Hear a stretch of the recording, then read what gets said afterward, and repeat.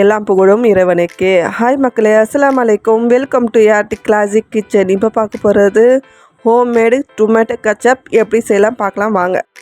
3 kilo தக்காளி wash பண்ணி cut பண்ணி வச்சுருக்கேன். ஒரு பாத்திரத்தில் அடுப்பில் வச்சு தக்காளி சேர்த்துக்கலாம்.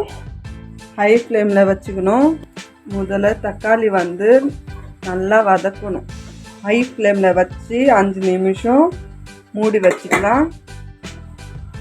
5 நிமிஷம் ஆயிடுச்சு. இப்போ தண்ணி பார்த்துக்கலாம். பூண்டு பேஸ்ட்டு 1 டீஸ்பூன் சேர்த்துக்கலாம். இன்னும் 5 நிமிஷம் நல்லா வேகட்டும். மூடி வச்சுக்கலாம். பூண்டு பேஸ்ட்டு போட்டு 5 நிமிஷம் நல்லா மிக்ஸ் ஆகிடுச்சு. தக்காளியும் நல்லா வெந்துடுச்சு. ஆற வச்சு மிக்ஸியில் அரைக்கணும். இது நல்லா ஆறிடுச்சு. நல்லா ஃபைன் பேஸ்ட்டாக அரைச்சாச்சு தக்காளி. இப்போது வடிகட்டிக்கலாம். இருக்கிற தக்காளி பேஸ்ட்டு வடிகட்டிக்கலாம். ஒரு கொதி வரட்டும். மூடி வச்சுக்கலாம். ஒரு சிட்டிகை கல்லுப்பு சேர்த்துக்கிறேன். 1 டீஸ்பூன் காஷ்மீரி மிளகாய் தூள்.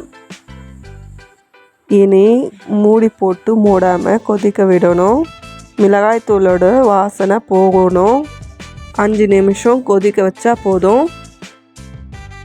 இப்போது 700 கிராம் சர்க்கரை சேர்த்துக்கணும். வீடியோவில் காட்டலை. இன்னும் கொஞ்சம் சுண்டணும். கொதிக்கட்டும். 3 குழிக்கரண்டி வினிகர் சேர்த்துக்கலாம். 1 நிமிஷம் நல்லா மிக்ஸ் பண்ணணும். இன்னும் கொஞ்சம் திக்னஸாக வரணும். ஒரு 3 நிமிஷம் கொதிக்கட்டும். இந்த அளவில் திக்காக இருந்தால் போதும். ஒரு தடவை செக் பண்ணிக்கலாம்.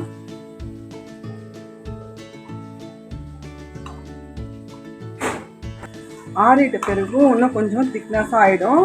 இப்போ அடுப்பை ஆஃப் பண்ணிக்கலாம். நல்லா ஆறிடுச்சு. சுடு தண்ணியில் போட்டு வாஷ் பண்ணி வச்சுருக்கேன்.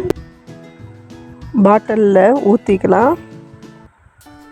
இப்போது எவ்வளோ திக்னஸாக ஆகிடுச்சு பாருங்கள். டொமேட்டோ கெச்சப் 1.25 லிட்ரு வந்திருக்கு. ஹோம்மேடு டொமேட்டோ கெச்சப் நீங்களும் வீட்டில் செஞ்சு பாருங்கள். செஞ்சு பார்த்துட்டு கமெண்டில் சொல்லுங்கள். இந்த வீடியோ பிடிச்சிருந்தா லைக் பண்ணுங்கள், ஷேர் பண்ணுங்கள், கமெண்ட் பண்ணுங்கள். மறக்காமல் சப்ஸ்கிரைப் அண்ட் ஃபாலோ பண்ணுங்கள். தேங்க்யூ ஃபார் வாட்சிங்.